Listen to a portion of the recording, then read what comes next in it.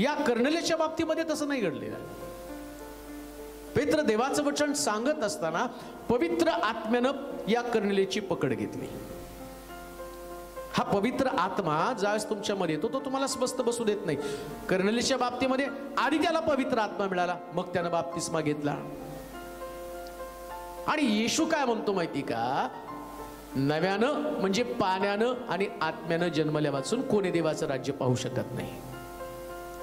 आता कर्नेलियसला हे कळालेलं आहे, हे सत्य त्याच्यापर्यंत आलेलं आहे.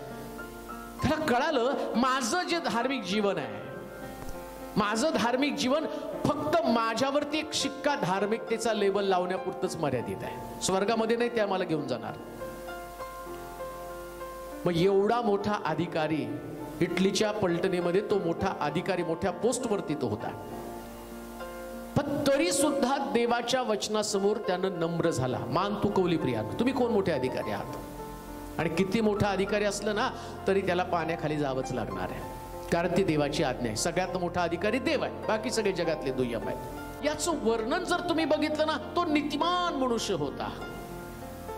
आता कदाचित तुम्हाला बोलल्यावर वाईट वाटेल, जे खरे नीतिमान आहेत ना ते देवाच्या वचनावर, प्रत्येक वचनावर विश्वास ठेवतात.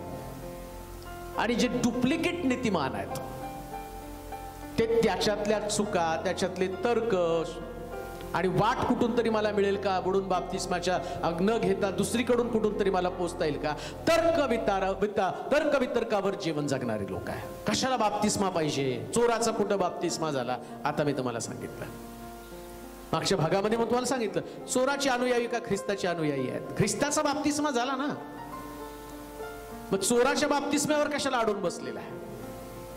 वाळवंटामध्ये लोकांकडे पाणी नाही, त्यांनी कसं बाप्तिस्मा घेत असतील. तुझ्याकडे तर पाणी आहे ना, वाळवंटातल्या लोकांचं तुला काय करायचं, ते जातील नरकामध्ये. बरं, जिथं पाणीच नाही तिथं माणूस राहतो कसा, आंघोळ करत नाही का तो. म्हणजे हे सगळे तुमचे तर्क आहे. बाप्तिस्मा नको घ्यायला म्हणून तुम्ही अनितीच्या चुकीच्या वाटा निवडत आहात.